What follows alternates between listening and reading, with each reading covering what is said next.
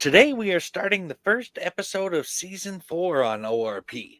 And on this first of a two-part episode, Steve and I are going to talk about the Alien franchise. In this first episode, we'll be talking about Alien, Aliens, and Alien 3. In part 2, which will come tomorrow, we're going to talk about Alien Resurrection, Prometheus, and Alien Covenant. But before we jump into the first film, what can you tell us about both your experiences as a kid with sci-fi horror and your reactions as a kid to seeing the Alien film, Steve? I'm probably not the best person to ask that question because I came into Alien late. I was aware of it, and the xenomorph design by Giger creeped me out as a kid, but I never watched any of the films except for some of Alien 3 on cable, which in retrospect was not the best way to get into the series. I just was never really that much of a horror kid back then. I discovered the series properly years later when I started trying to understand the genre. Then I started getting a proper respect for the series with the first two films and for sci-fi horror in general. But I know you were way more into horror at that age. So what was that experience like for you? I know that for me, while I had seen other sci-fi horror movies as a kid, because they were on reruns and my dad or grandpa would be watching them, so I saw stuff like The Thing from Another World from 1951, Forbidden Planet from 1956, The Fly from 1956, or The Tingler from 1959. That was a weird one, and others like that. But none of them really stuck with me like Alien did. That was a very memorable movie with some shocking scenes in it that stayed with you. I mean, the scene where the face hugger jumps out of that egg onto Kane was super scary and complete with an awesome jump scare. And of course, the chest burster scene was very iconic. Even as a kid, I liked the visceral and gory stuff, and that scene really delivered. But then when Cameron did Aliens, I was a full fledged fan of the franchise by then. Aliens combined action, sci fi, and horror in a way that I'd never seen done as well since. In fact, both of those films are still on my all-time favorites list. They're up for me too now, even if once again we're coming at it from different perspectives. Alien, I think, is the gold standard when it comes to sci-fi horror, and you have to look to films like Event Horizon to find something even close for me. Aliens, I love for a very different reason, and we'll talk about the different take that Cameron did with it when we get to that film. But I think of Aliens as the definitive military science fiction film. It takes a Starship Troopers formula and ramps it up to 11. But first, we need to talk about the original Alien film. So why don't we get into exactly why that movie is considered a classic? Sure. Aliens was directed by the great Ridley Scott and was scripted by Dan O'Bannon, David Giller, and Walter Hill, based on a story by O'Bannon and Ronald Shusett. Just a little bit of trivia. Dan O'Bannon also worked on Dune from 1984, and Ron Shusett worked on what would become Total Recall from 1990. The film stars Tom Skerritt as Captain Dallas, Sigourney Weaver as Warrant Officer Ripley, Veronica Cartwright as Navigator Lambert, Harry Dean Stanton as Engineer Brett, John Hurt as Executives Officer Kane, Ian Holm as the Android Science Officer Ash, and Yaphet Kotto as Chief Engineer Parker. The very long and slender Nigerian Bolaji Badejo played the alien. Ridley Scott believed that the 6'10" Badejo and his slender frame could portray the alien and look as if his arms and legs were too long to be real, creating the illusion that a human being cannot possibly be inside the costume. But Badejo was not the only one who portrayed the alien in the film. Stuntman Eddie Powell and Roy Scammell did too in some scenes.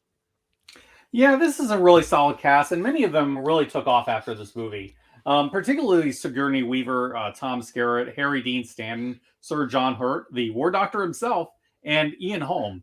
One interesting thing that I recently found out about Dan O'Bannon, the writer of the film, he's an old collaborator of John Carpenter's. We'll probably talk more about that later, so I'll let you get into that. Still, given that experience, moving from that to sci-fi horror probably wasn't too difficult for him. And as an aside, I will also say Geiler and Hill also worked on Tales of the Crypt, the TV series. But anyway, why Oh, don't we get nice. into what happens to the film itself? Sure, Steve. That sounds fun. I have to say that Brett and Parker complaining about getting equal shares all the time when they signed a contract like everyone else just bugs me. Especially in that they clearly didn't even read the contract, as they didn't know about the clause in the contract that says any systemized transmission coming from a possible intelligent origin must be investigated under penalty of total forfeiture of shares. In my opinion, it's a matter of honor and integrity to do what you were paid to do. And clearly, Brett and Parker have none of either, as they seem to have planned all along that they were going to essentially go on strike once they were out in space and the company was counting on them to attempt to force the company to pay them more. They actually refused to repair the ship until they got their equal shares at one point. Maybe it's because I'm a business owner and I have friends that own businesses, but that is some low handed crap right there. They could have just taken another job and let someone else take their engineering positions, but they went in knowing they were scamming their employers. Yeah, I'll give Brett and Parker this much. Given what a corrupt company that Wayland Yutani is, I really wouldn't be surprised if they were underpaying their workers too, especially given the risks that they're sending these people on. At the same time, I do agree that Brett and Parker get really annoying when they're constantly complaining about their wages. I mean, to be honest, they're probably complaining to the wrong people anyway.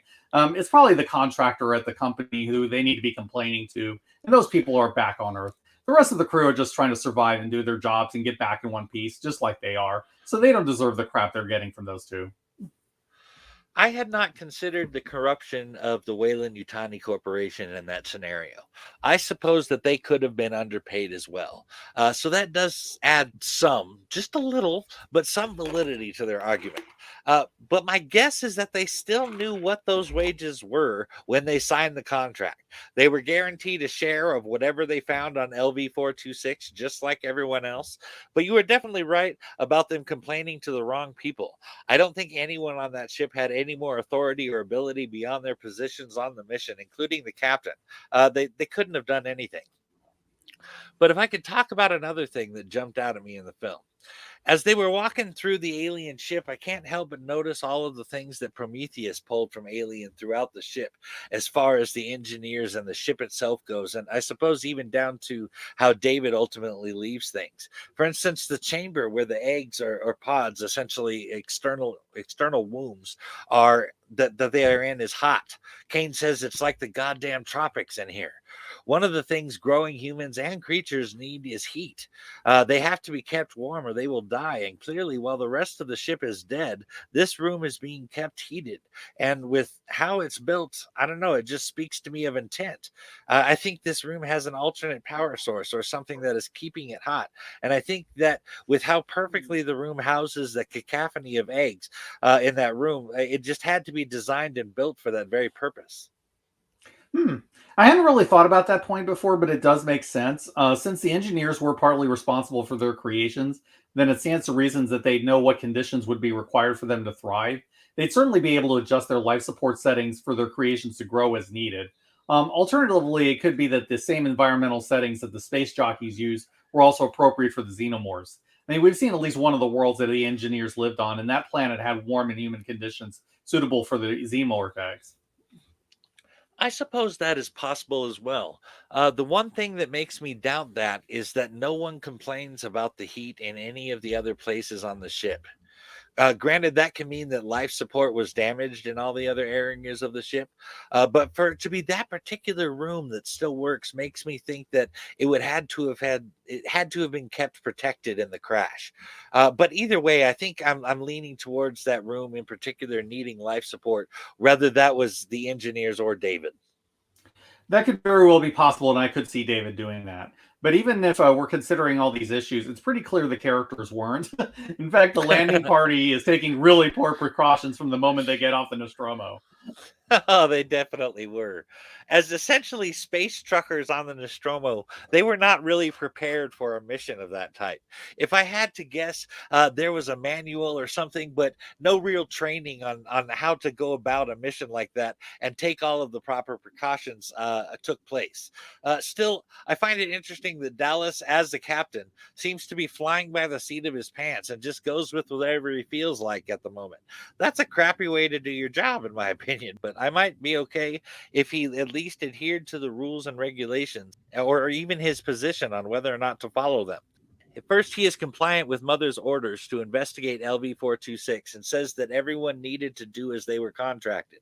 So when it's convenient, Dallas says that the company's orders are to be followed. But when he returns to the ship with Kane, who has a facehugger on his head, Dallas demands that especially when his orders violate regulations, they should be followed. When Ripley tells him that she won't let him in because it violates quarantine protocol. Dallas is contradicting himself here, and I don't think he even knows it.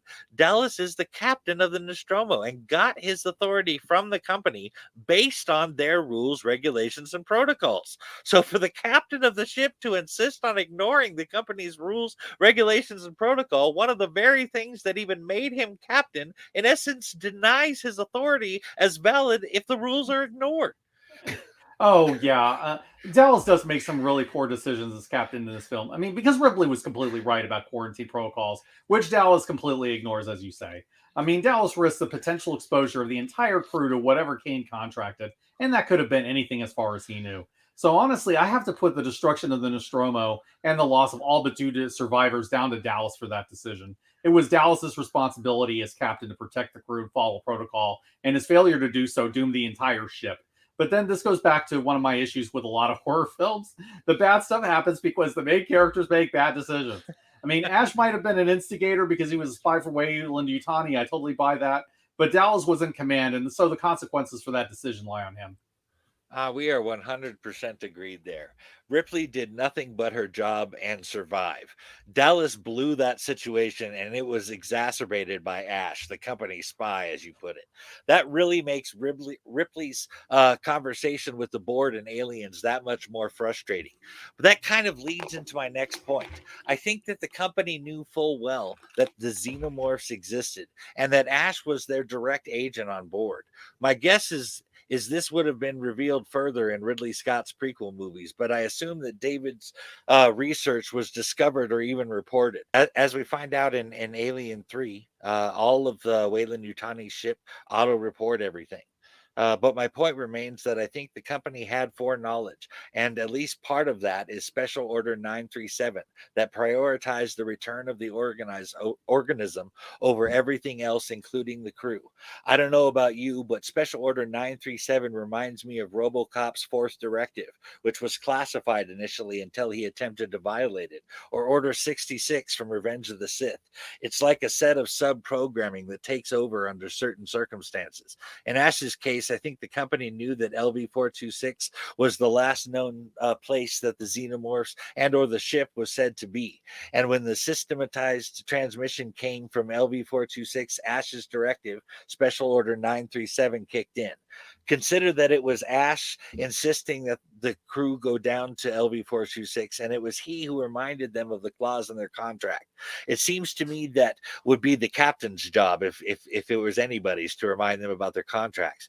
What's more is that it was Ash who let Dallas, Kane, and Lambert back in the ship despite it violating quarantine and a direct order from Ripley. When confronted about this, by Ripley, Ash claims that he forgot she was in charge, and I don't believe that for a second. He also tries to claim that he let them in out of concern for Kane, but that wasn't true either. All other priorities rescinded. You'll also notice that when the chest burster came out of Kane, everyone in that room was freaking right the hell out except Ash. He sat there looking at it unfold as if he were expecting that to happen and observing an experiment. Ash even stopped the crew from killing the creature when they could. But those aren't the only scenes that make me feel like he had been taken over by Special Order 937. Ash is sweating that white liquid when he goes after Ripley, which makes me wonder if there was not some resistance to the order now that it has involved him having to take a life himself. Bishop all but says that Asimov's laws of robotics are in place in Aliens, and attacking Ripley would fully violate those laws. In my opinion, Ash had a genuine scientific curiosity and admiration for the xenomorphs, as he called them the perfect organism, a phrase that would be repeated in later movies. But Asimov's three laws were hardwired into the synthetics, even if, in Bishop's words, those old models were a bit twitchy. Ash's orders kind of contradicted themselves there. I think that considering the prequels and Aliens, this theory of the company's foreknowledge is fully supported. But what do you think about all that, Steve? Yeah, I would agree with all that. And you covered Ash's role in the whole conspiracy pretty well. I have no doubt that Wayland Yutani deliberately sent the Nostromo out there to die, with Ash as their mole aboard the ship. They knew about the alien by that point.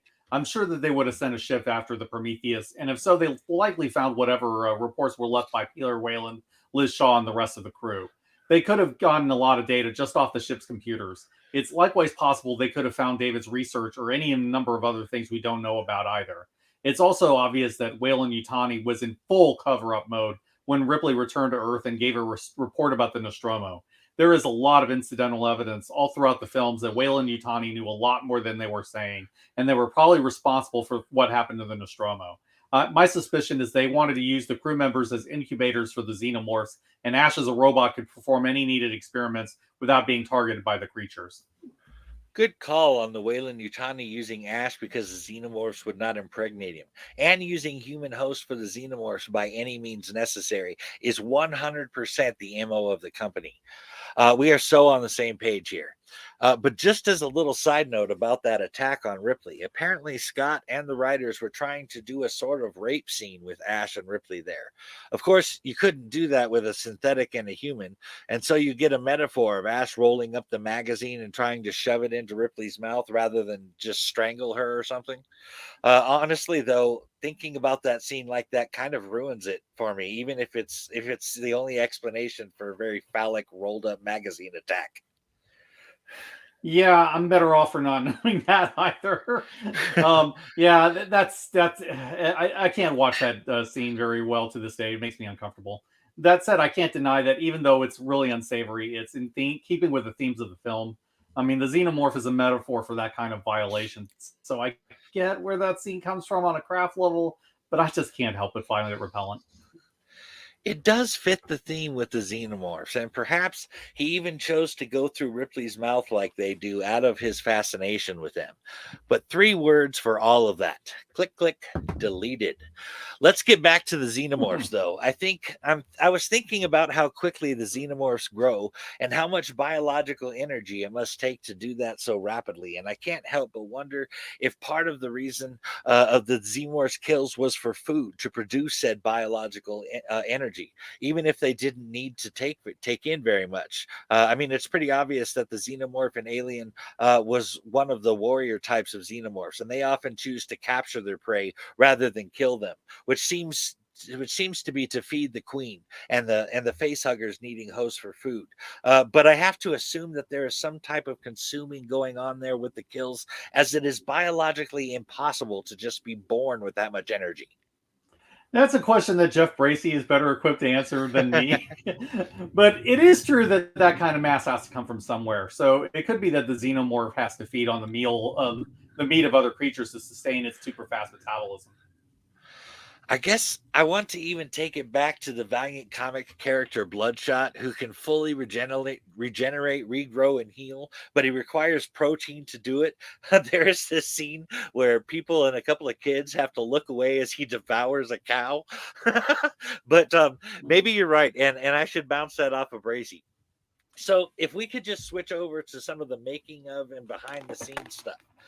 Alien's original writer, Dan O'Bannon, had created Alien with Ron Shusett, actually worked with John Carpenter on his master's thesis film called Dark Star in 1974 with Alien concept artist Ron Cobb, which was essentially a sci-fi comedy. And just to give you a taste, it was essentially truckers in space. And the Alien in Dark Star was actually a beach ball. Apparently, they actually tried to get it into theaters, but were ultimately unsuccessful as the film did not meet industry standards at the time.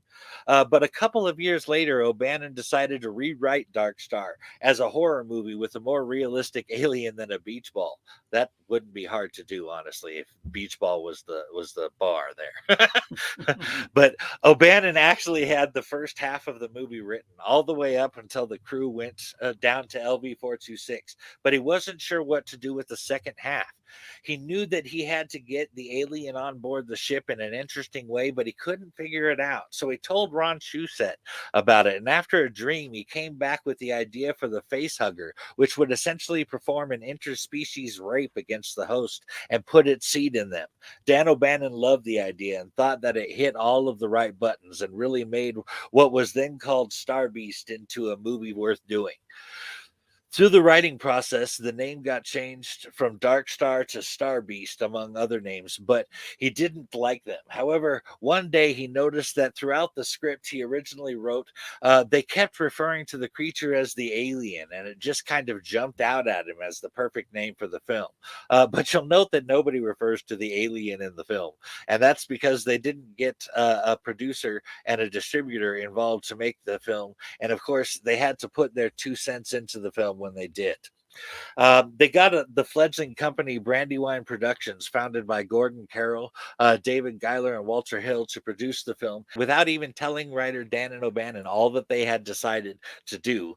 David Geiler and Walter Hill basically hijacked the script and rewrote a bunch of the stuff so that they could get the writing credit on the film, too.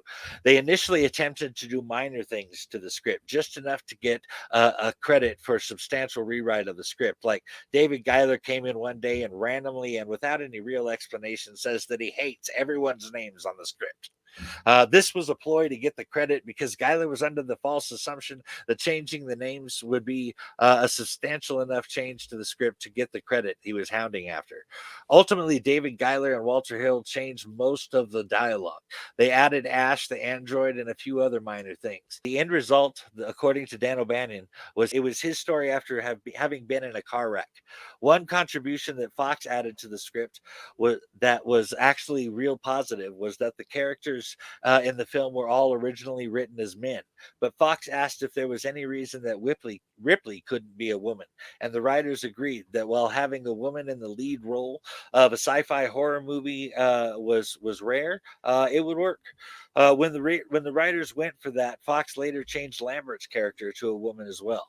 Fox's hope was to ride the coattails of the women's liberation movement that was going on at the time, and that having two women on the show would broaden the audience.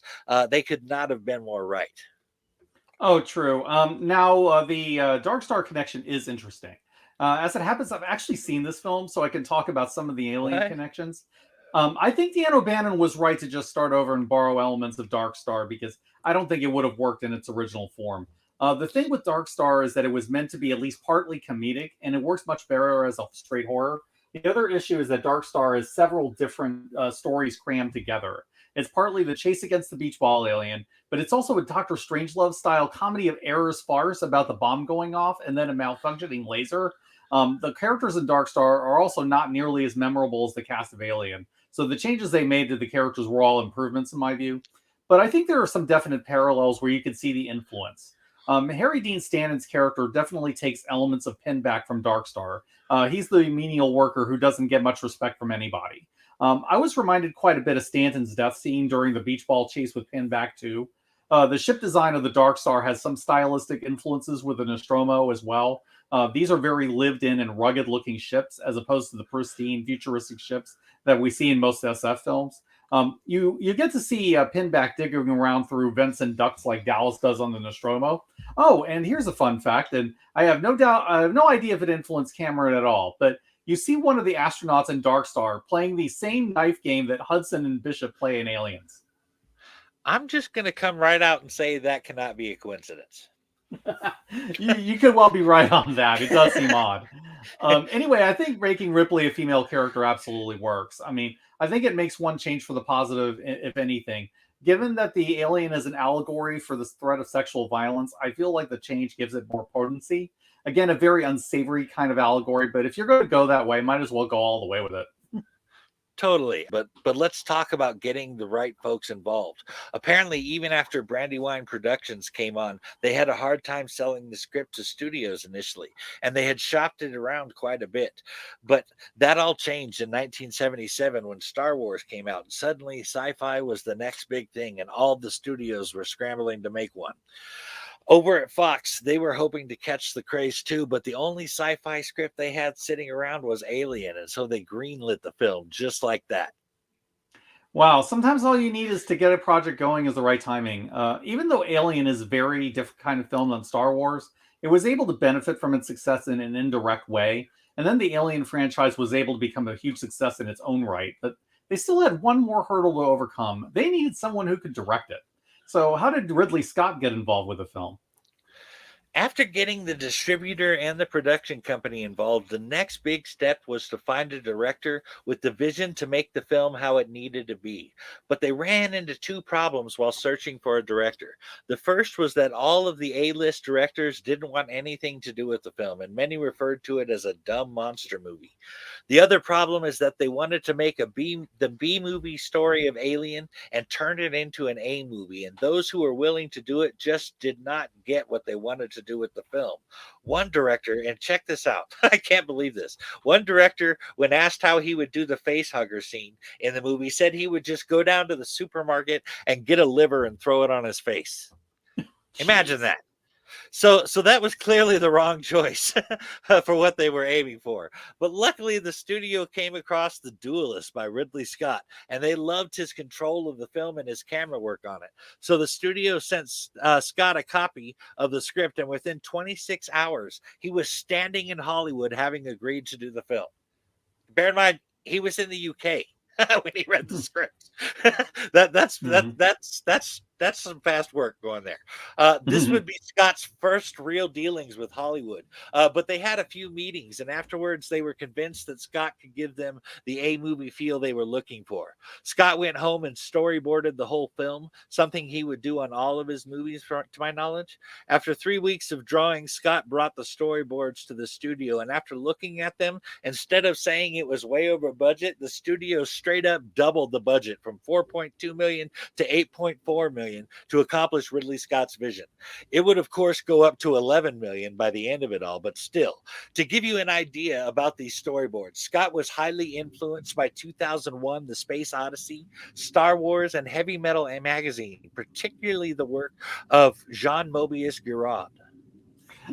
I have to say how much I love Sir Ridley's influences on these movies.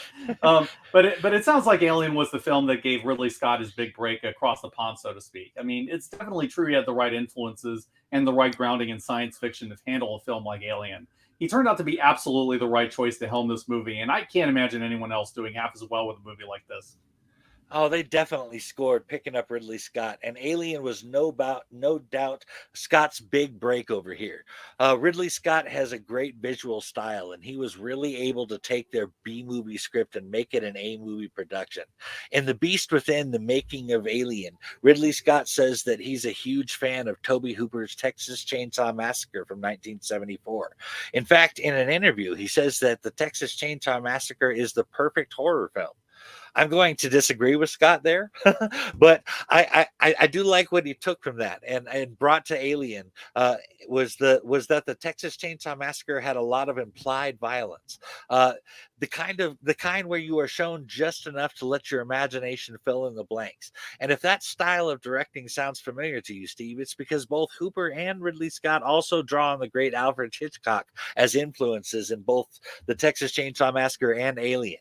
They seem to draw from 1960s Psycho in particular, but also Hitchcock's general style. I thought you would appreciate that, Steve.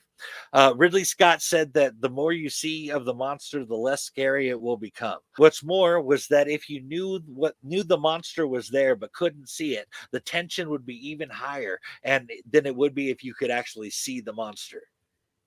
Yeah, I can appreciate both of those influences. I think the elements of Texas Chainsaw Massacre that work do come through in Alien. Since you mentioned that, that movie's all about using the setting to up the creep factor and then bringing in the monster at the right moments. Alien draws on that approach as well. I'm also not surprised to hear that Psycho was name dropped as well. I mean, Alien does work on that psychological level that worked for Hitchcock. I mean, sure, you get really graphic stuff like the dinner table scene, but many other scenes only show bits of the alien, and you don't often see him do anything too graphic and in a direct way. You don't really need to show anything that crazy after the chest burster scene because you can imagine what isn't shown. Yeah, the trick is really knowing how close to make the connections so that the viewer's mind can build the bridge. And Scott, Hooper, and Hitchcock are all pretty good at that, although Hitchcock gets the OG credit on that list. So, with Scott on board and things really rolling with the script, the next big step was going to be design. The xenomorph was, as well as anything alien related and things not from Earth, were designed by the Swiss artist H.R. Giger. He was hired on after they saw his book of art called the Necronomicon. And I actually have to take a minute to talk about Giger. He was a very strange individual, and he always wore black.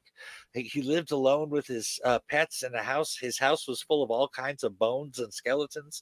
He had a real fascination with the organic and with twisting what it could become or look like. And honestly, his artwork can be pretty disturbing at times. In fact, Giger has himself said that his own artwork haunted him and disturbed him. That, of course, made it perfect for the xenomorph and other alien stuff. But the studio did not initially agree. They said that Giger's work was too ghastly and that people wouldn't like it. What they failed to realize right away was that the ghastly and disturbing quality of Giger's art was exactly why they wanted him to work on the project. It is a horror movie, after all. Disturbing goes with the package.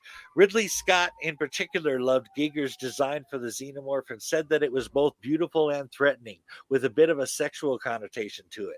Giger specifically designed the xenomorph without any eyes because he thought it would be scarier if you couldn't tell where the creature was looking. But the combination of what he did, rumors about what was in his house, and his kind of vampire like appearance really made a lot of the crew want to avoid him. But in truth, Giger is a very kind and gentle man. He just has some morbid curiosities. The rest of the designing, including the interior and exterior of the ship, and basically all of the human and earth related things, were designed by concept artists Ron Cobb and Chris Foss. It is true that Giger had some strange ideas and a very weird visual aesthetic, but aside from that, he was a cool guy from all the accounts I've heard. I mean, his work is extremely Lovecraftian in his design as well, but as you said, that's exactly what a good horror film needed, and his xenomorph design is iconic for a reason. Nobody had ever seen anything like that design before. It's just unnerving, especially a monster with no eyes. I mean, I think that triggers a psychological effect in people because the eyes are the windows to the soul. The implication is that the xenomorph is a soulless monster who only exists to procreate and feed. I can't imagine this movie doing as well without someone like Giger designing the creature. It is certainly a huge improvement over the beach ball alien from Dark Star. I hadn't picked up on that, the eyes are the windows to the soul angle before, but that is certainly in there too. In hand-to-hand combat, they teach you the importance of looking your opponent in the eye, in part because of what you said there, Steve, that it tells the emotional state, but it also gives you an idea of where they will attack or move to. The eyes are a huge part of communication, and removing them from the xenomorph adds a terrifying enigma to their intentions and actions. So really, I think that works on a couple of levels. Oh, definitely. I mean, it gets across how truly alien a being that the xenomorph is as well. There is nothing human inside this creature, even if it was born from a human. Oh, for sure. Well, they bond with the DNA of the host. They clearly have hardwired traits and features too that keep them true. But if we could switch to talking about Ridley Scott for a minute, we speculated that Ridley Scott would manipulate and abuse the actors on set to get a certain reaction or emotion from them when we talked about Blade Runner. Well, I flat out heard Ridley Scott say that he did as much on the set of Alien. Um, he would goad the actors while they worked, ignore them just to piss them off. And it was not just ignoring. Scott would deliberately start talking to someone else while the actor was speaking to him. Ridley really liked to get honest emotion out of his actors, and in the chestburster scene, he made sure he would get them. In the script, all it said about the chestburster scene was that a monster would come out of his chest, but nobody knew how it would happen or what the creature would look like, not even when they were setting up the scene. All the actors were deliberately kept in the dark about what was happening, and all had to stay in their trailers except for John Hurt, of course, who played Kane. Finally, the actors were brought onto the set. Nobody was prepared for John Hurt's amazing performance, which just sucked them into the moment. All of the blood and the chest buster itself. Veronica Cartwright was told she would get a little blood, but in fact got a whole jet stream of blood right in her face. The reactions you see from everyone, in large part, are real, and they only did that scene once. So that should give you an idea of Scott's directing and style, and prove that he did in fact do similar things on Blade Runner set, if not more so. There weren't anyone who quit movies altogether after working on Alien. So I imagine things were even worse on Blade Runner. And on the set of Alien, Ridley Scott was not the only provocateur on the set. Yaphet, who played Parker, gave Weaver a really hard time, and she flat out got pissed at him on set. That scene where she's yelling at Parker to shut up and listen to her was genuine anger from Sigourney at Yaphet. But Ridley just kept on filming, and Weaver managed to stay in character, and that's the take we got in the film. Wow. Sir John Hurt is an acting legend on so many films and shows he's done for the years, but nobody's ever going to forget that scene. I mean, Hurt sells Kane's death really well, and that moment sells the threat of the xenomorph going forward. No doubt that Ridley Scott was up to his old method trickery with this film. We saw him do similar things in Blade Runner, as you pointed out. I mean, it makes sense that he would try to get genuine reactions from the cast of the chest burster as much as possible, and it certainly worked. I mean, everyone in that scene looked genuinely shocked by what's going on, and so their reaction to confusion looks believable on screen. Scott can be a bit of a jerk, but there is no denying that what he does works and works well. And you're right, serious props to John Hurts in that scene. He really sold it. Maybe even sold it a little too well. Audiences apparently really freaked out over the chestburster scene. Several people threw up. A girl passed out in the theater. Many people left the theater or even moved back several rows so they weren't sitting as close to the screen. Despite all of this, however, a ton of people went to see the film, in large part because of the ad campaign and the tagline, "In space, no one can hear you scream." I can believe it. I mean, that's a very difficult scene to watch, no matter how many times I watch this movie. It's a brilliantly staged scene where it starts off as a normal dinner, and then Kane starts convulsing, and the nightmare begins from there. The practical effects are top notch in that scene, and it's gruesome and horrifying to this day. I love that scene and how well it's directed and executed by the entire cast, but man, it's painful and disturbing to sit through, which makes it all the more amazing that the sequel actually improves on this movie, if anything. So, what are your thoughts on Aliens, Mike? Aliens, as we discussed before on our Patreon exclusive top 10 perfect 10 films list, is a major favorite for both of us, and it's a big reason why James Cameron came up twice on that list. It is the perfect combination of action, sci-fi, and horror. So perfect, in fact, that I have not seen its equal in the genre. I haven't either. I mean, there are also no military science fiction films that hit the mark for me the way this one does either. And there have been quite a few out there since Aliens was first released. Yeah, Aliens is a real high point in Cameron's career and a jewel in his crown. He really just nailed it with Aliens. But speaking of Aliens, let's get into it. Aliens came out in 1986 and was written and directed by my man James Cameron, based on the story by Cameron, Walter Hill, and David Giler from Brandywine Productions. The film has a great cast, including Sigourney Weaver, who reprises her role as Ellen Ripley, Michael Biehn, who plays Corporal Dwayne Hicks, Bill Paxton as Private Hudson, William Hope as the Colonel Marines Commanding Officer Lieutenant Gorman, Al Matthews as Sergeant Apone, a guy who actually with actual military experience that really helped bring some authenticity to the Colonial Marines.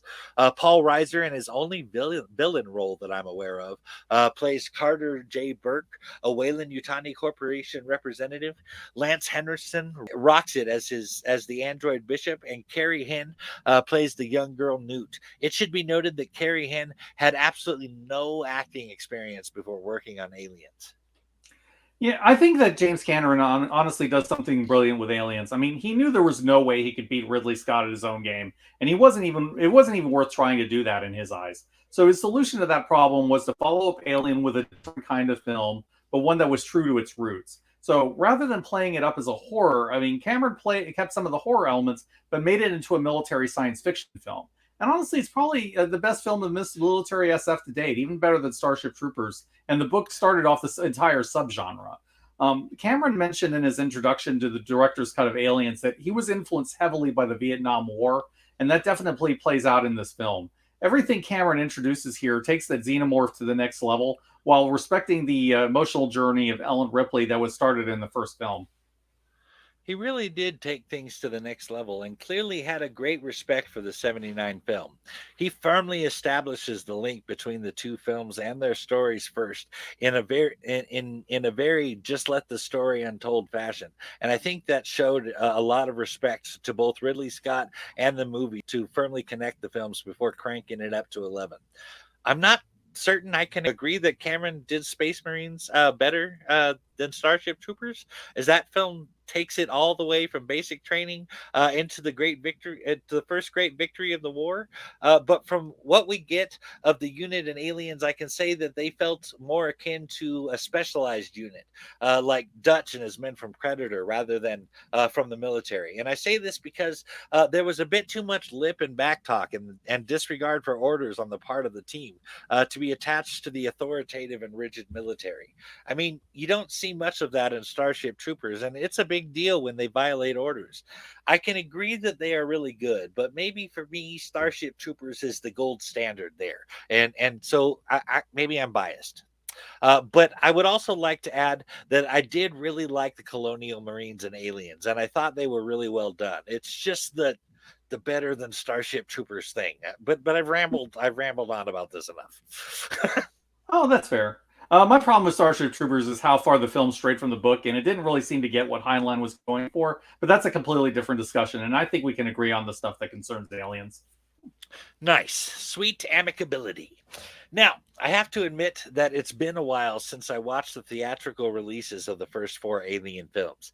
I always watch the special or extended edition of the films. So if I say something is in the film that you don't remember, that is likely why. With Aliens, for instance, the theatrical cut was 2 hours and 17 minutes, but the special edition is a full 20 minutes longer and is, in fact, James Cameron's favorite version of the film. I guess one of Cameron's friends described Aliens as 40 miles of bad road. And even though conventional thinking at the time was to have a shorter movie, the special edition is the version Cameron intended the viewers to take.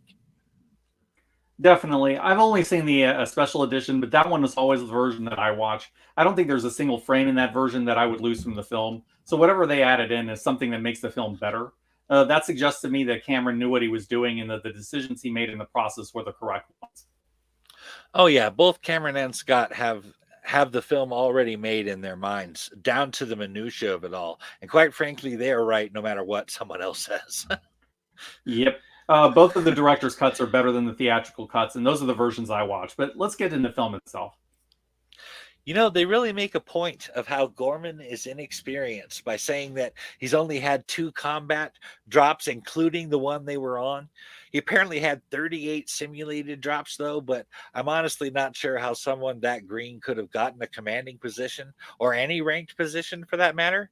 But it gets worse as he has no idea what possible dangers might be there, even though the Wayland Yutani Corporation makes the terraformers that they were in and could have easily studied that information beforehand, as I think any good commander would have. I mean, how does one plan to lead a mission without knowing everything there is to know going in? I would think it would be impossible to lead effectively without that knowledge. And what do you know? That's exactly what happens with Gorman. He has to be told by Ripley and Burke that the terraformers are basically nuclear reactors. So instead of being able to have his soldiers prepared to fight without their guns, they have to improvise on the spot and try to survive. That, of course, leads to that some of them using guns there anyway. Then when things go to shit, the very inexperienced commander panics as he watches the soldiers die one by one and he just sits there frozen.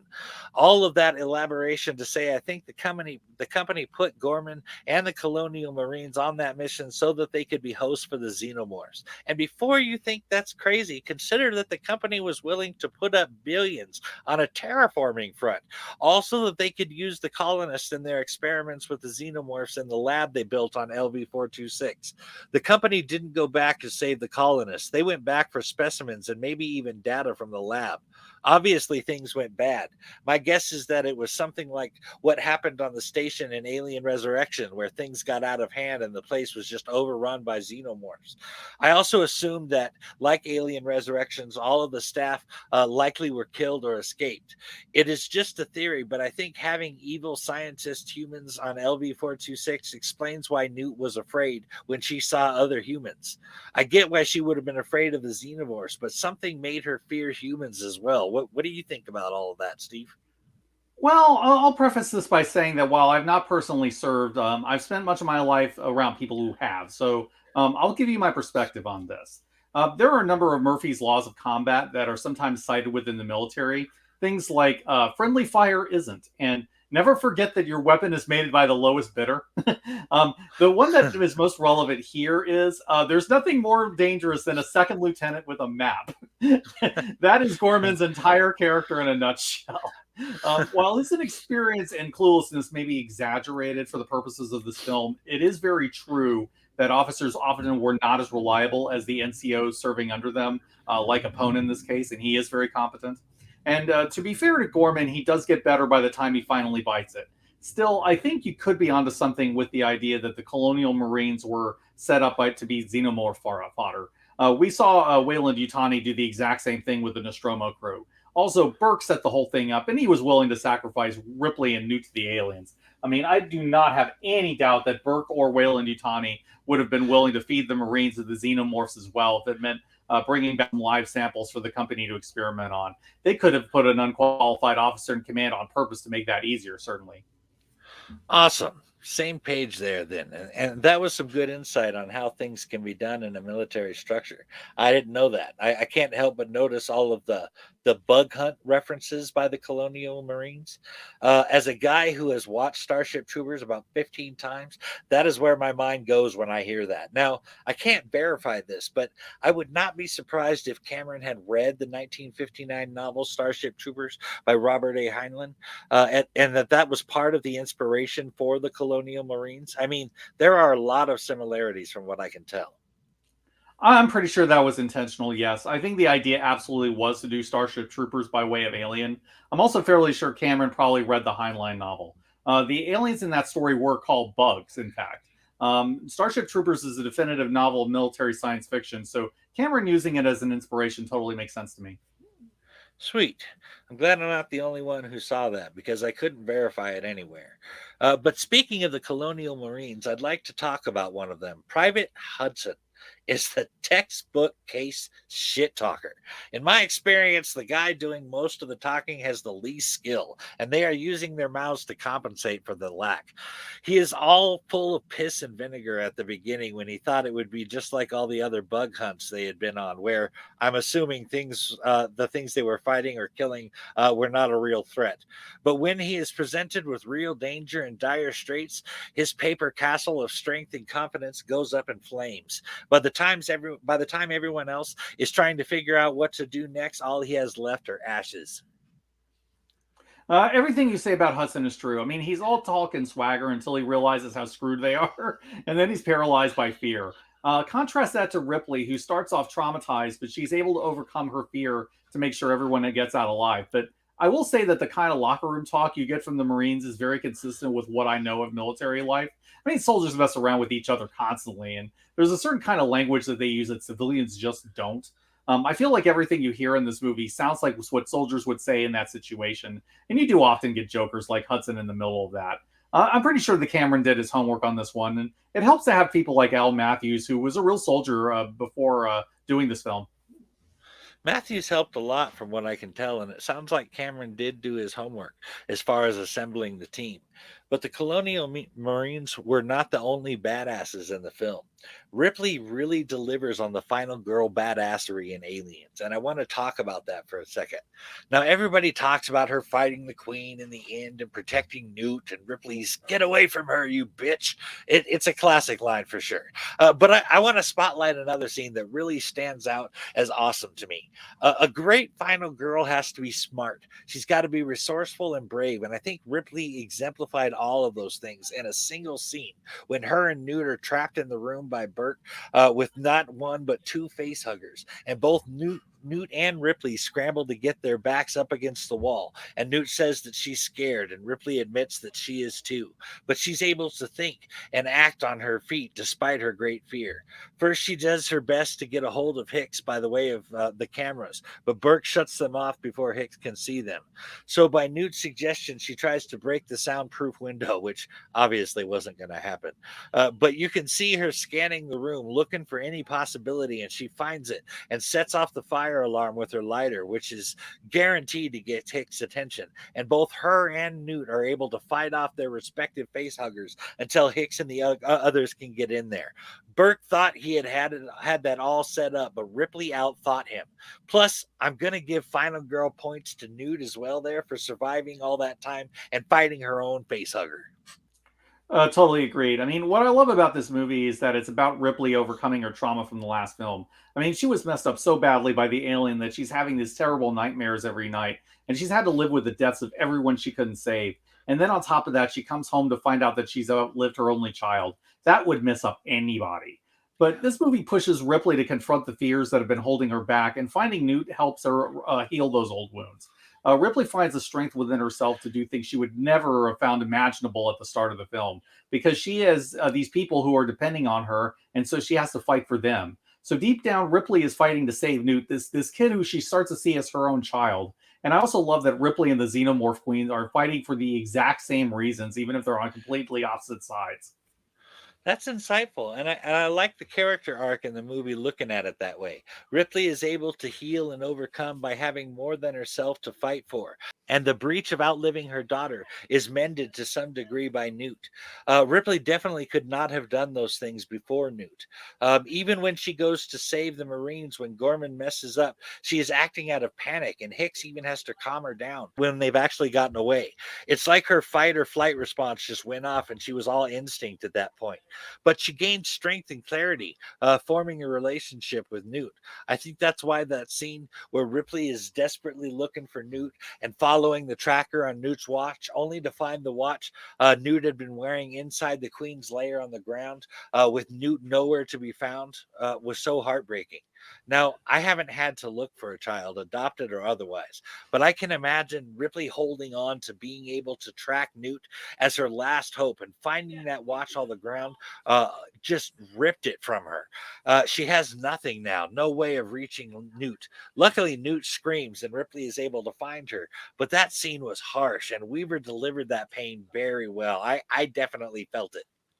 Yeah, this is the dark night of the soul part of the story where Ripley has to face what she fears more than anything, which is losing Newt to the same kind of monster that killed the Nostromo. It truly is frightening, especially to anyone who's a parent. But I think it shows how much Ripley has embraced her role as Newt's foster mother, that she's willing to go through everything she hates and fears most in order to get her kid back, even if it means possibly dying herself. That there is real parental love.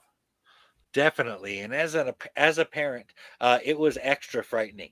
But if we could switch over to the making of and behind the scenes section of our aliens discussion, I'd like to talk a bit about my favorite director, James Cameron, and his role in the film.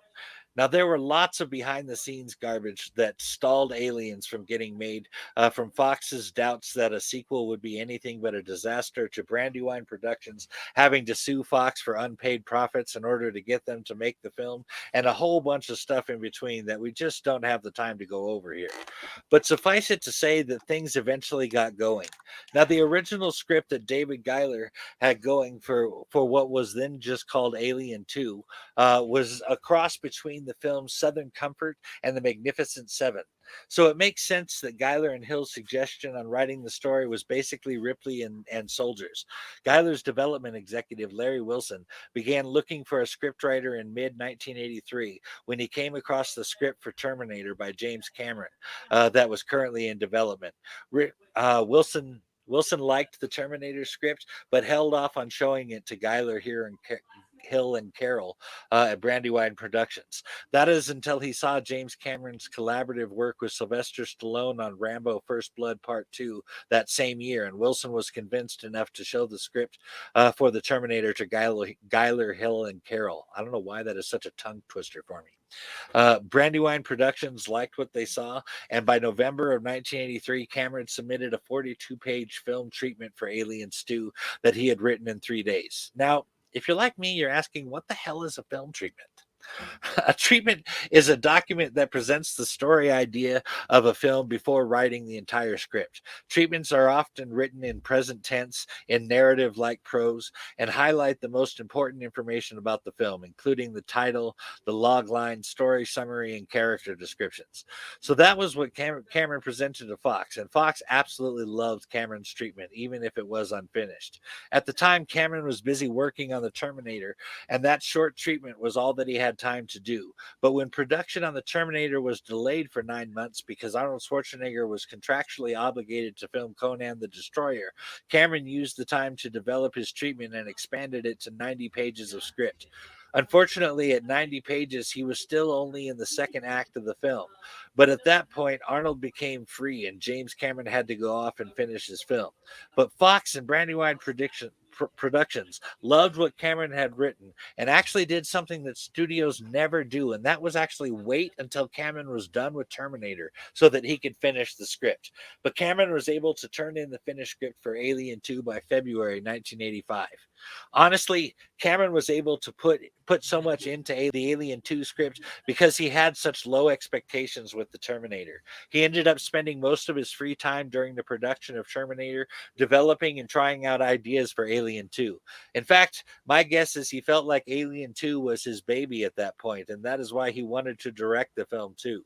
Initially, Cameron was viewed as too inexperienced as a director until both the studio and Cameron were both surprised by the financial success of the Terminator. After that, the studio agreed to let him direct.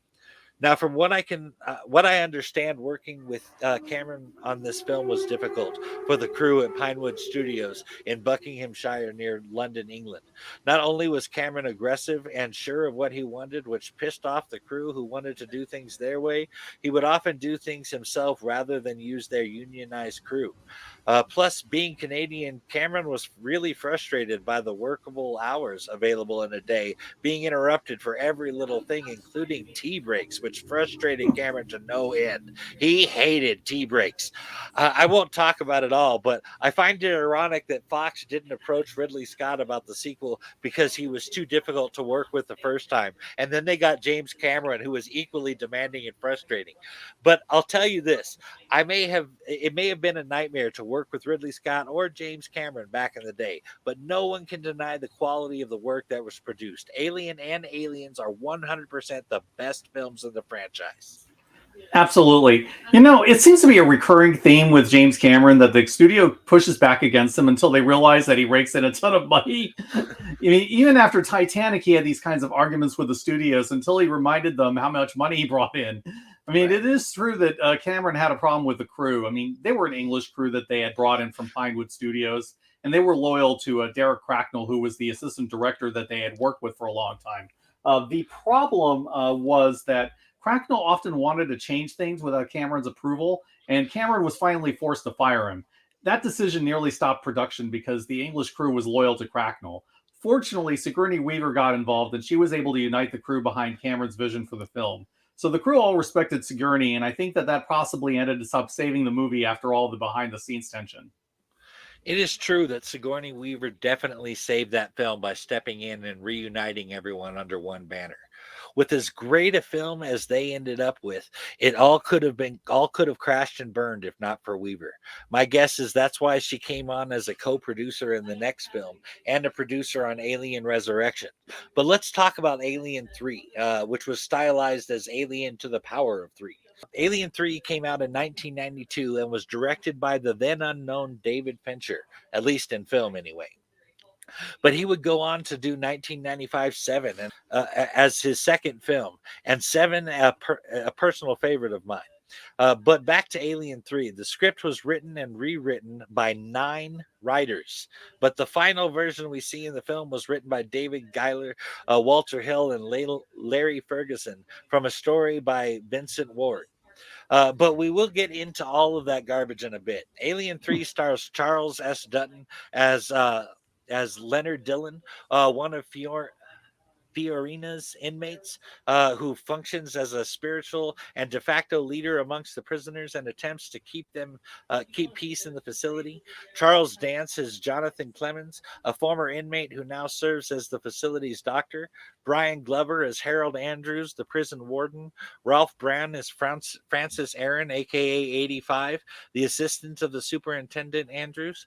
Lance Henriksen as the voice of the damaged Bishop android, as well as playing a character credited as Bishop 2, who appears in the film's final scenes, claiming to be the human designer of the android, who wants the alien queen that was growing inside Ripley for the use of Weyland Yutani's bioweapons division.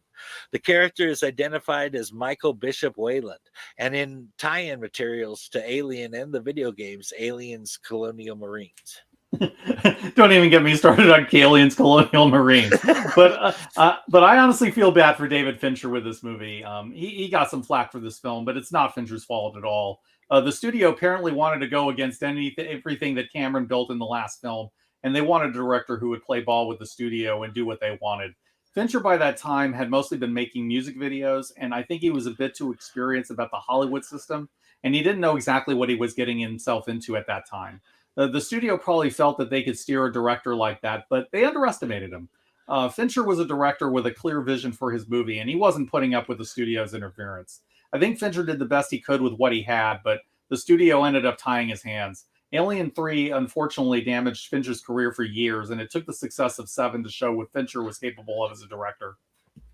It's true that Fincher had plenty of difficulties working on Alien 3, but he did continue the pedigree of relatively unknown directors that worked on the Alien franchise and went on to becoming big names in Hollywood. I mean, Ridley Scott, James Cameron, David Fincher, these are big names now. These are some truly great directors that this series has had. I mean, I just wish that Fincher had gotten the respect that his predecessors had. If so, I think we would have gotten a much better film. I definitely agree. And honestly, it doesn't make a whole lot of sense to me to hire a director and then work behind his back and even against him at times. I mean, they were just cutting off their own feet there. But let's get into the film a bit. If I were Ripley, I would have a hatred for stasis or cryo chambers. I mean, every time she goes into one, bad things happen while she's asleep. She battles and survives a nightmare, and then goes back into stasis, and things actually get worse. And on that note, do you think that after hearing the company did not believe her until it was too late, that Ripley was hesitant to tell Dr. Clemens about the xenomorphs? If that's not it, I don't get the hesitation. First off, I have to say what a dirty move it was to kill off Newton Hicks between movies like this. I mean, even if they couldn't get the original actors back, this is a bad way to write their characters out, and this was done by the studio. On top of that, it just destroys Ripley's entire character arc from the last film. I mean, Ripley learns to face her fears, moves past her trauma, and rebuild the family that she lost. And now she loses everything again, and she has nothing left. On top of that, she's slowly dying because of the thing growing inside her. It's so bleak and nihilistic, and it leaves Ripley without any hope at all, and I hate that. That was a terrible way to deal with those characters, and it does ruin a lot of what happened before. But if it makes you feel any better, Hicks and Newt both survive in the Dark Horse comics. Well, I guess there is that at least. I mean, as to your question about Clemens, that may very well be the case. Ripley by now has twice had to deal with conspiracies involving Weyland Yutani, both times having to deal with a traitor in her midst, first with Ash and then with Burke. So after that, I don't blame her for being hesitant with someone she doesn't know too well yet. Yeah, that is totally understandable reaction. They were just not that clear about it in the film, but I'm glad we went the same direction with that. So it certainly seems like the Weyland Yutani Corporation had its fingers in a bit of everything, kind of reminiscent of the Umbrella Corporation, but like on a galactic level. They were mining and hauling ore and alien, terraforming and building space stations and even toys and aliens and even prison colonies and refineries and alien 3, not to mention they apparently have a bioweapons division which might date back to Alien, which is also a lot like the Umbrella Corporation. They're basically the Amazon of the alien future. I think that makes sense, though. I mean, corporate power tends to consolidate in the hands of fewer and fewer companies over time. And it makes sense that Weyland Yutani would be able to leverage that into dominance of other industries as well. Very true. I might put Wayland Yutani up there with the Wallace Corporation from Blade Runner 2049 in that respect. But back to Alien 3. So in Alien 3, we get introduced to a new kind of face hugger. It happens in the scene where we see those two guys cleaning a cow that they are going to put into the stew for chow. One of those guys picks up a massive face hugger. Not only is it bigger, it has more legs and even webbing between the legs and a longer, thicker tail. Now, I can't help but notice that this new face hugger, called a royal face hugger, by the way, because it contains a queen embryo, was found dead among the cow's corpses. And it would take a considerably bigger face hugger to impregnate a cow than it would for a human. That seems to imply that the eggs or pods themselves might have been aware on some level, as xenomorphs are known for their adaptability. Perhaps the egg adjusted the face hugger inside. It sounds crazy, but it's the only explanation I have for the royal facehugger being there. But speaking of the cows and the royal facehugger, Alien 3 is the first time we get to see a xenomorph born from something other than a human. Xenomorphs bond with their host DNA, and in the same way, a child is a blend of their parents' DNA. And so when the xenomorph is born of a cow, not a human, it's going to move differently. It's going to come out looking differently than we've seen before. And apparently it's going to be larger too, even in the chest burster stage. But when born of a quadruped, we get to see a type of xenomorph called a runner. We see in the prequels that David took the original species that was developed by the engineers from a spore and modified them considerably, in essence, perfecting the xenomorph's lethality, adaptability, and defenses. As the kind of adaptability does not exist outside of viruses, to my knowledge, that has to be where they got this trait from. It could be. I mean, they do get fairly inventive with the xenomorphs in this film, regardless of the issues that I have with it. There was also the dog xenomorph in this film as well. I believe it was. If it wasn't this one, it was Requiem. But it adds up that the xenomorphs are able to impregnate just about anything. I mean, even Jonesy the cat was a target for these things. They were probably built by the engineers and by David to have that kind of resilience. Yeah, that totally makes sense. But I have to talk about a rather disturbing scene in the film. Rape is an ongoing theme in the Alien franchise. Granted, it's mostly in the form of facehuggers, but also with Ash when he attacked Ripley. However, in Alien 3, three prisoners attempt to rape Ripley quite literally. That was a pretty ugly moment, I have to say, and I'm not sure it was needed. Granted, this is a prison film, and that's not an irrational prison fear. I also grant that these dudes probably haven't seen a woman in years, but I really didn't want a women in prison film in space. That's taking the allegory too far, in my view. Well, I did not like the scene either, and they could have gone without the scene. I do get it. I would imagine a woman locked in any male prison would likely have had that happen to them. At the same time, I don't see how it served the plot beyond showing us that our suspicions about that potentially happening were true. And you are right, it has been decades since they had seen a woman, but I just don't see how it advances the story. It really doesn't at all. I mean, you could take the scene out and change just nothing substantial. But let's talk about scenes with a bit more impact because there are some. Sure thing, Steve. After being attacked by a xenomorph, Walter Golick, a mass murderer and outcast among the prison population, becomes very disturbed after being assaulted by the alien and gradually becomes more and more obsessed with the creature, which he calls the dragon. When he breaks out of confinement and opens the door, trapping the xenomorph inside, there's a church-like music in the background, something akin to like the singing of monastic monks. Anyway, this has me wondering if there was not some this was not some kind of like a holy experience for him, like as if he believed he was on a mission from God. And I think that fits with with the religion there at the prison. It's That's very possible. I mean, it's interesting that you bring the church imagery. Some of the designs and sets that were used in this film were very cathedral-like. That actually came from a previous draft of the film that wasn't used, and they were recycled into the design of the prison. But I do think it works, as it's not uncommon for prisoners to find religion on the inside. As for Golic, I just want to add one thing as a Doctor Who fan. He was played by Paul McGann, who went on to play the Eighth Doctor in the TV movie and in the Night of the Doctor short, as well as the recent Power of the Doctor episode, as well as a ton of Big Finish Doctor Who audio dramas, which he's still doing to this day. I just love that you get both Time War doctors in the Alien films between him and John Hurt. Anyway, I liked McGann in the role of Gallic. I mean, he just comes across as unhinged, but oddly trying to be a better person than who he was on the outside. I think I found Gallic particularly frightening because you get some religious fanaticism in a guy who is already mentally disturbed. Same people have done crazy things out of control things in the name of religion. And when you add mental instability to that, it just frightens me. That makes total sense. I mean, faith can drive some people to extremes, even otherwise sane people, and Gallic is way off from that. I do have to say though that with all of its flaws, Alien 3 does give us one of the most iconic scenes in the franchise with that runner getting all up close to Ripley's face to smell her while she turns her head in fear. That scene is so creepy, and it's a screenshot that I see a lot in articles about the Alien series. The fact that the xenomorph runs off and leaves Ripley alone is a clear hint about how bad Sarah's situation is by that point. I always thought it didn't kill her because it could smell the queen growing in her chest. And actually, speaking of that, in Alien Resurrection, the scientists are taking a queen out of the eighth Ripley clone, and I can't help but notice that Ripley is impregnated with a queen in Alien 3. Add to this a couple of Ripley's lines from Alien 3, which were, "You've been a part of my life for so long, I can't remember anything else." And even more revealing, Ripley refers to herself as part of the xenomorph family in Alien 3. I wonder if there isn't a connection to needing Ripley's DNA to produce a queen, or if the queen embryo bonded with her DNA as well. I figure it has to be something like that. Otherwise, I don't understand the need for Ripley's DNA in Alien 3 or in Resurrection.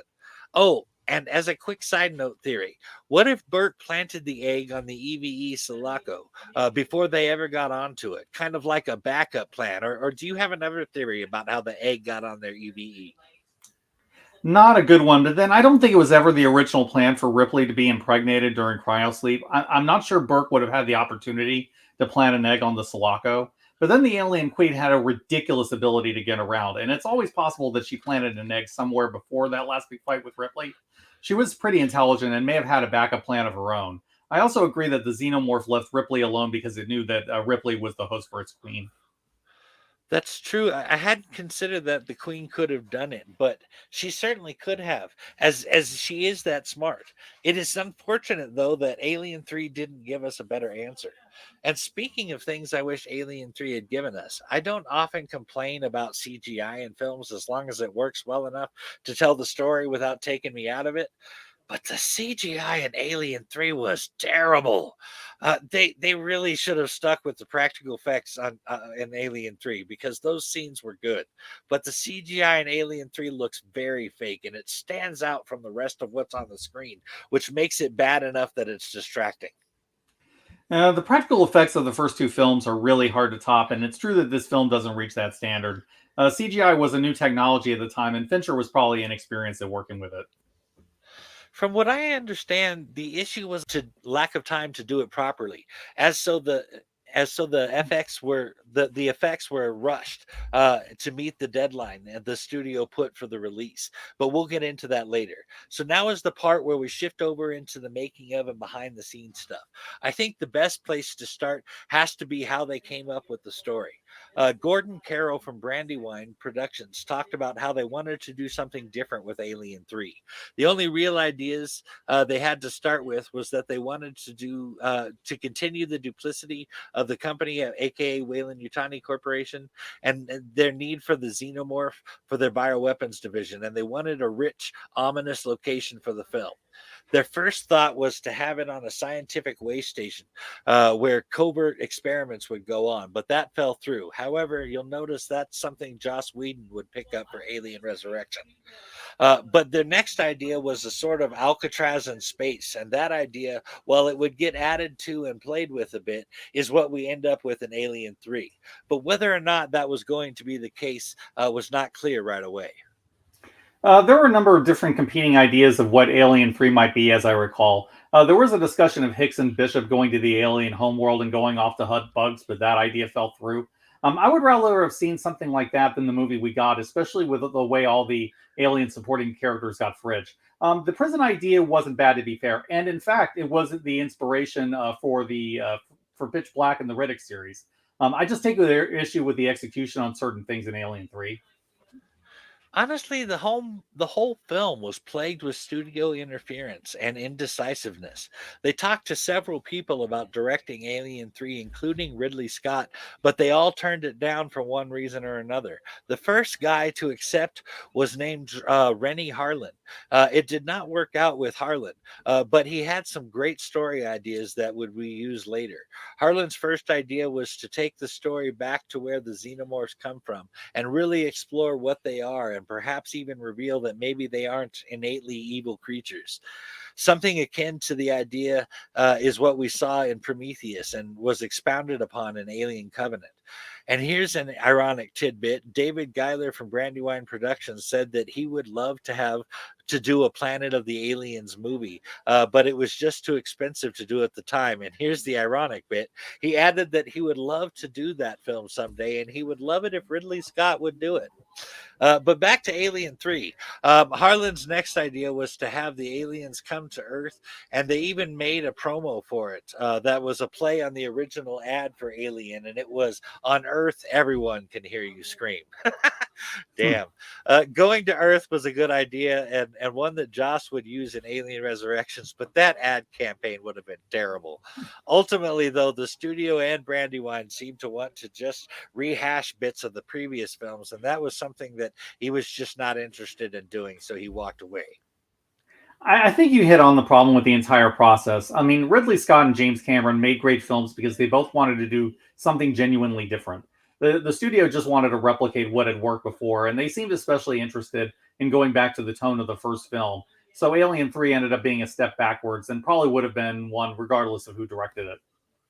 I think you're right there. Rehashing is definitely something that had been avoided in the previous sequel and needed to continue to be applied to all of the sequels that followed.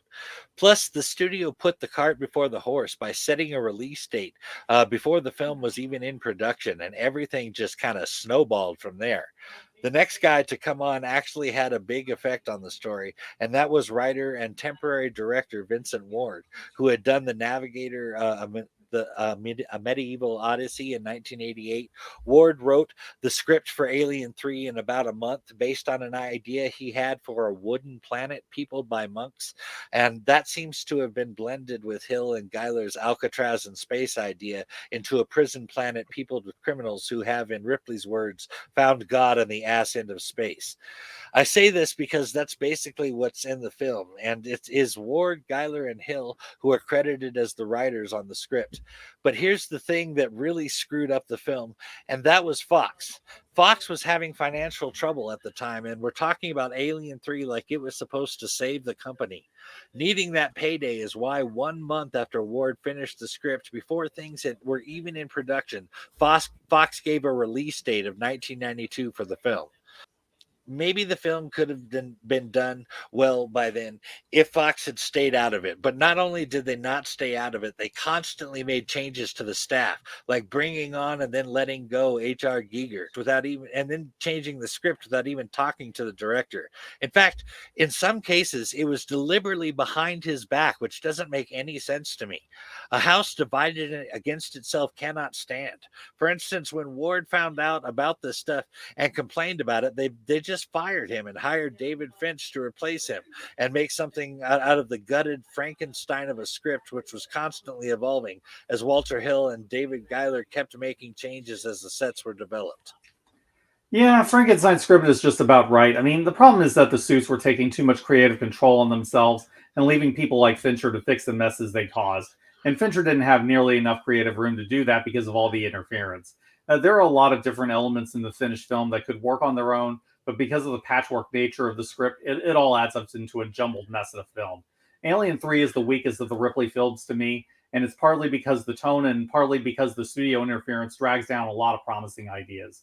I think Fincher did what he could with the mess that was handed to him, and I think it sucks that his career suffered for years over what was a studio failure and not a directorial failure. Oh, we are totally agreed on that, my friend.